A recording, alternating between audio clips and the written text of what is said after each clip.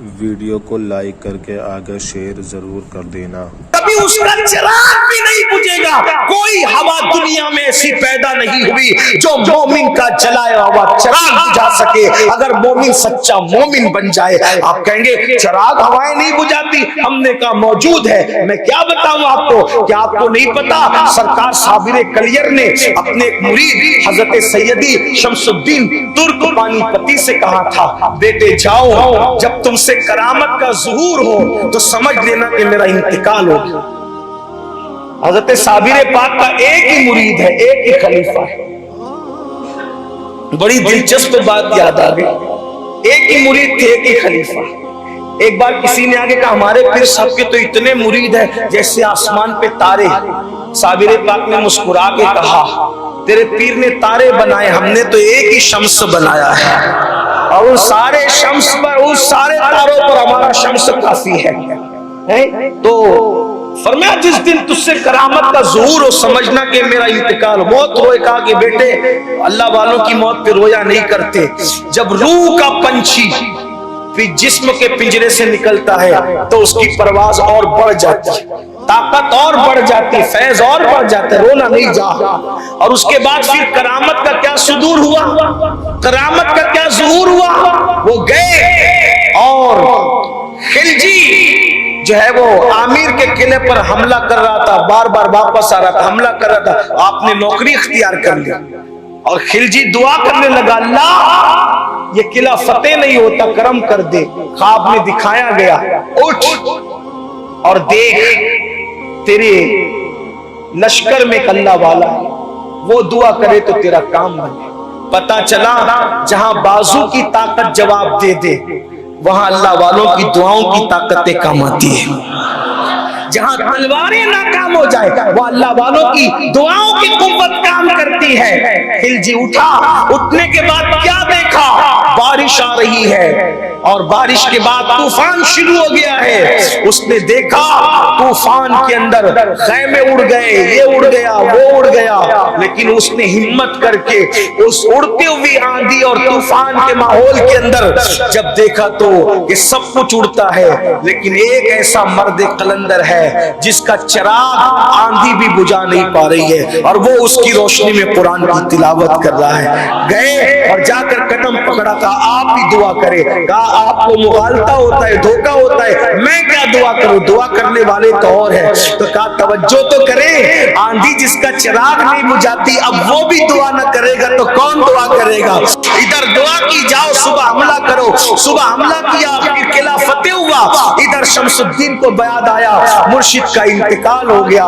जैसे सोचा अब यहां से जाऊं, वहां कैसे, एक ठोकर लगी और गिरे, और उसके बाद जब आंख खुली तो अपने आप को कलियर शरीफ में मौजूद पाया। कहने का मतलब यह, अगर बंदा अल्लाह का वफादार बने, उसका चिराग भी कोई बुझा नहीं सकता आंधी। आप अंदाजा फरमाइए, मोमिन है, अपने मनसब को पहचानो, अपने मकाम को पहचानो। यही यूट्यूब, यही फेसबुक, यही जिना के मनाजिर, यही गंदी फिल्में, यही गाली, यही गलोच, यही हराम काम, यही गीबत, यही चुगली, यही इंतशार, यही इख्तिलाफ, सब इसी में पड़े रहोगे। अपना मकसद कब पहचानो, कब पहचानोगे अपना मकसद? जमीन के ऊपर लड़ने लड़ाने नहीं आए, जमीन के ऊपर लोगों के दिलों को जीतने आए। सरकार गरीब नवाज फरमाते हैं, अल्लाह तक पहुंचने का रास्ता लोगों के दिल से हो करके गुजरता है। जो लोगों का दिल खुश करना नहीं जानता, वो अल्लाह तक कभी पहुंच नहीं सकता। जो अपनी माँ का दिल खुश न करे, वो अल्लाह तक पहुंचेगा। जो अपने बाप को खुश न करे, वो अल्लाह तक पहुंचेगा। जो अपनी बीवी को माँ बहन की गाली दे, वो अल्लाह तक पहुंचेगा। जो अपने बच्चों पे जुल्म करे, वो अल्लाह तक पहुंचेगा। इसका मतलब ये है, किसी मुफक्किर ने कहा था, दीन किताबों में रह गया, दीनदार कब्रों में चले गए, और अब हम नुमाइशें करते फिर रहे, बस और क्या होगा। नुमाइश से निकलो। अगर वाकई आखिरत में निजात पाना चाहते हो तो दीन को पढ़ो, बुजुर्गों की तालीमात को पढ़ो, अल्लाह का खौफ अपने अंदर पैदा करो, नमाज को अहमियत दो। अल्लाह ने पूरे कुरान में कमोबेश 700 मरतबा नमाज का हुक्म अता फरमाया। बुजुर्गान दीन फरमाते हैं, जिसने एक वक्त की नमाज जानबूझकर छोड़ी, गोया उसने 700 मरतबा अल्लाह की नाफरमानी की। अल्लाह के रसूल अलैहिस्सलाम फरमाते हैं, हैं, जो जानबूझ के नमाज छोड़ दे क़यामत के दिन उसके साथ मेरा कोई वादा नहीं है। आका अलैहिस्सलाम इरशाद फरमाते हैं, बेनमाजी क़यामत के दिन फिरौन के साथ उठेगा, हामान के साथ उठेगा और इब्ने खलफ के साथ उठेगा, जिसको रसूलुल्लाह ने कत्ल किया। पूरी कायनात में एक ही बंदा है जिसको हुजूर ने मार डाला, हुजूर के हाथ से एक ही आदमी कत्ल हुआ, वो इब्ने खलफ, वही कत्ल हुआ। लेकिन ये बात भी बता दूं, लोग कत्ल करते हैं तो गर्दन काटते हैं, छोरा भोंकते हैं, पेट में करते हैं। हुजूर ने उसको कत्ल भी किया तो शान रहमतुल्लिल आलमीनी को सामने रखते हुए कत्ल किया। और वो भी उसी की शामत आई थी, वो हुजूर के सामने आके कहता था, अगर तुम हक पर हो तो तुम मुझे कत्ल करोगे और मैं हक पर हो तो तुम्हें कत्ल करूंगा। जब उसने आकर इतनी बड़ी बात कह दी तब बनता क्या था, हक का क्या तकाजा था, कौन कत्ल करे, कौन कत्ल करे? हुजूर ही हक थे, हक पर क्या थे, वो सरापा हक थे, हक्कानियत उन्हीं की तरफ थी, बल्कि वो तो हक थे और हक्कानियत पर थे। उन्होंने तो दुआ दे दी, अल्लाह अली जिधर जिधर जाए हक भी उधर उधर जाए। वो जिसको दुआ दे दे उसके साथ हक हो जाए। यहाँ हक से मुराद जाते बारी नहीं है, यहाँ हक से मुराद सच्चाई है, इसका ख्याल करें। तो क्या कर रहा था उसने कहा, अगर मैं हक हो तो तुम्हें कत्ल करूंगा, तुम हक हो तो मुझे कत्ल। तो हुजूर ही हक पर थे। अब कत्ल किसने करना था? हुजूर ने। तो हुजूर ने क्या किया, ना गर्दन काटी, ना हाथ काटा, ना पैर काटा, एक नेजा लिया, बल्कि तीर लिया और उसको चुबा दिया, सिर्फ चुबा दिया। और पूरे मैदान में तिलमिलाते फिरता था। तो अबू जहल ने उसको बोला, तू मर्द है कि नामर्द है? उन्होंने एक नेजा तीर चुबोया और तू इतना चिल्ला पुकार कर रहा है, सिर्फ नेजा ही चुबोया, तीर ही चुबोया है। तो इब्ने खलफ ने क्या कहा पता है, तुझे चुबोते तो पता चलता कि चुबोया किसने है। वल्लाह उन्होंने तो तीर चुबोया है, वो ऐसे हैं अगर थूक देते तो भी मैं मर जाता। दुश्मन भी उनकी ताकत कहते हैं। तो लेकिन बहरहाल हुजूर अलैहिस्सलाम ने एक ही इंसान को कत्ल किया, इब्ने खलफ, ठीक। और बेनमाजी किसके साथ उठेगा? फिरौन, हामान और इब्ने खलफ के साथ। अब बताओ जब ऐसों के साथ उठेगा तो उसका अंजाम क्या? अल्लाह के रसूल सल्लल्लाहु अलैहि वसल्लम इरशाद फरमाते हैं, जो जानबूझ के नमाज छोड़ दे वो अल्लाह की अमान से बाहर कर दिया, अल्लाह अमान की चादर उससे हटा लेता है। मेरे भाइयों, जब कोई अमान न दे तो अल्लाह अमान देता है, और जब अल्लाह अमान उठा ले, इतना याद रख। बस बात खत्म करते हुए अर्ज कर रहा हूं, देखो पूरी दुनिया दुश्मन हो जाएगी और अल्लाह अमान दे, कोई कुछ नहीं कर सके। और अगर अल्लाह अमान उठा ले और पूरी दुनिया दोस्त हो जाए, कोई इज्जत नहीं। देखो पूरा मक्का दुश्मन है, तवज्जो है, पूरा मक्का दुश्मन है। अल्लाह का वादा है हम बचाएंगे। दो हस्तियां गार में बैठी, दुश्मन ढूंढने आ रहा है, बचाया किससे? फौज से, लश्कर से नहीं। उलमा से पूछिए सबसे कमजोर चीज दुनिया में क्या है? कुरान ने कहा तारे अनकबूत से कमजोर दुनिया में कोई चीज नहीं। कुरान कह रहा है। और ये तारे अनकबूत क्या है? मकड़ी का जाला। छोटा सा बच्चा भी अगर उंगली कर दे तो वो जाला टूट जाता है, इतना कमजोर है। लेकिन अल्लाह बता रहा है अगर मैं बचाने पर आऊं तो सबसे कमजोर मकड़ी के जाले से भी हिफाजत कर लेगा। जो चीज मेरी अमान में होगी मैं उसको बचा लूंगा। और एक बात याद रखना, जो चीज अल्लाह की अमान में दे दी जाती है उसको कभी खतरा नहीं। आज जो हमें खतरा है ना, हदीस, जिसने जानबूझ के नमाज छोड़ी अल्लाह अमान की चादर हटा ले।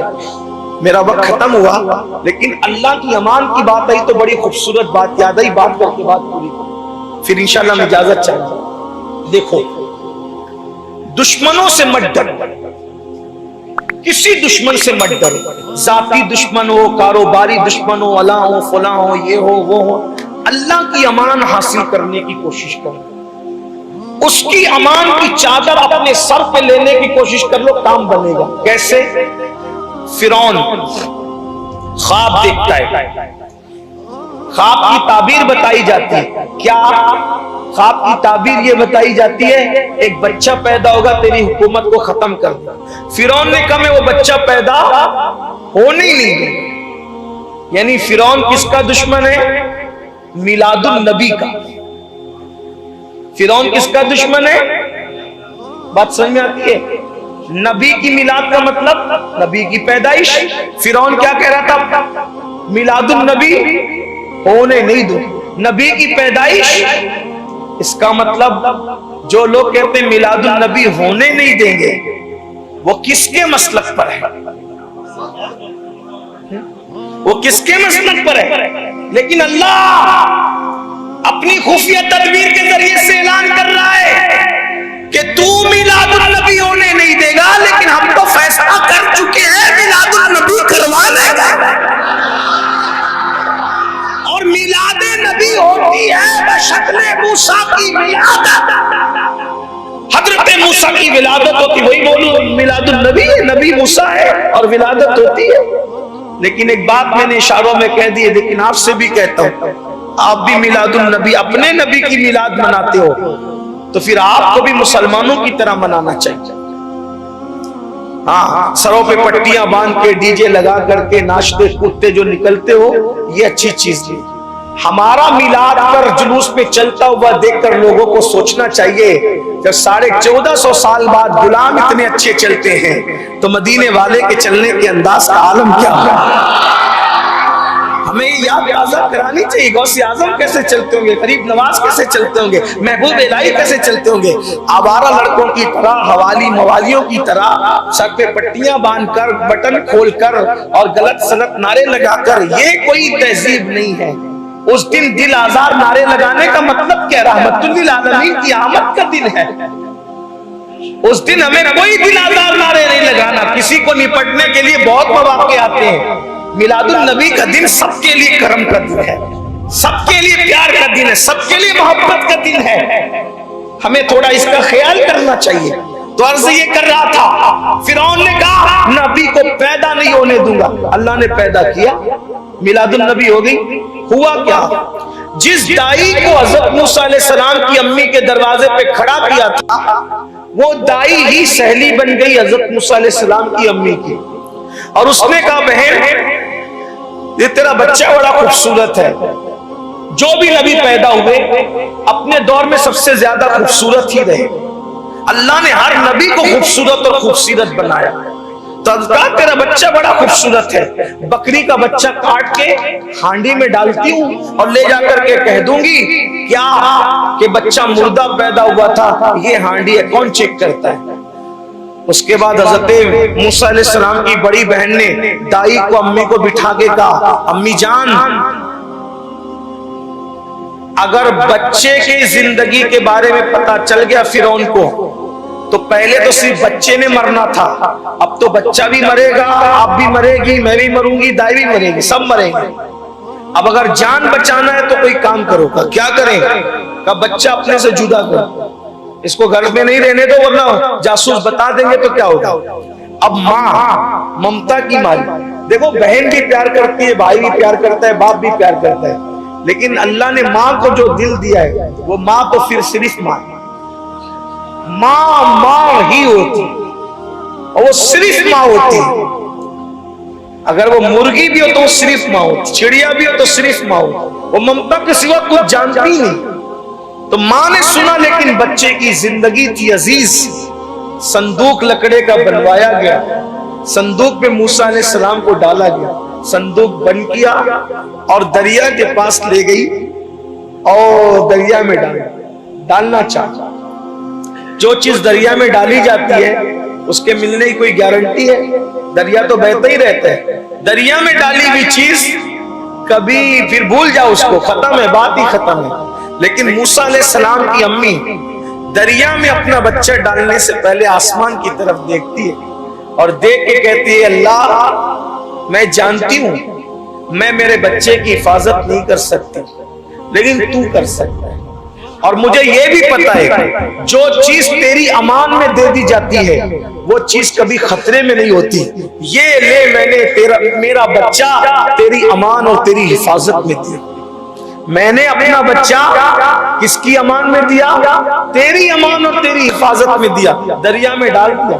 फिर आप जानते हो, उलमा से सुना होगा, दरिया से वो संदूक बहता हुआ नहर फिरौन के महल में जाती थी, उसी नहर के दोष पे चल पड़ा। और जब दोष पे चल पड़ा, फिरौन अपनी बीवी आसिया को लेकर बैठा हुआ। फिरौन इंतहाई निकम्मे किस्म का बदतरीन आदमी, उसकी बीवी आसिया बेहतरीन औरत। अल्लाह की शान देखो, फिरौन से निकाह करवाया किसका? आसिया का।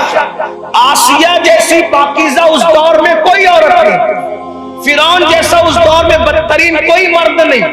बदतरीन के साथ बेहतरीन का निकाह क्यों? इसलिए कि कुछ काम लेना। अल्लाह की शान, बीवी के साथ बैठा हुआ है और वो संदूक आया। फिरौन की बीवी आसिया ने शौहर से कहा, संदूक। जैसे हाथ बढ़ाया, संदूक उठाया, खोला, खूबसूरत बच्चा मुंह में अंगूठा डाल करके चूस रहा है और उसमें से ही उसकी गिजा निकल गई। फिरौन ने कहा, ये वही बच्चा है जिसके बारे में ख्वाब दिखाया गया। आसिया ने कहा, छोड़, ये तेरा ख्वाब ख्याल है, ऐसे बच्चे, अरे औलाद नहीं है तुझे, लोग ताना देते तू लावलद है, इसको बेटा बना ले, ये ताना खत्म हो जाएगा। बीवी की कही हुई बात उसको समझ में। अब चूंकि आसिया माँ तो थी नहीं तो दूध पिलाती, वो फिरौन जो हजारों बच्चों को कत्ल करा चुका कि मिलादुन नबी होने नहीं दूंगा, हजारों बच्चे कत्ल कराए कि नबी की मिलाद होने नहीं दूंगा, और हज़रत मूसा को गोद में लिया, मेरे बच्चे को कौन दूध पिलाएगा। सारी दाइयां आई, आने के बाद इसको दिया उसको दिया। मूसा अलैहिस्सलाम ने सबसे मुंह हटा लिया, किसी का नहीं पिया। तो चूंकि संदूक आया महल में, दाइयां आई महल में, ये चर्चे हुए तो मूसा अलैहिस्सलाम की बहन भी पहुंच गई। जब देखा ये मंजर कि मूसा किसी का दूध नहीं पी रहे, सबसे मुंह फेर रहे। क्यों? वो सारी दाइयां काफिरा थी, फिरौन की चम्मचगिरी करती थी, मूसा ने उनका दूध नहीं पिया। यानी नबी चंद दिन का इसको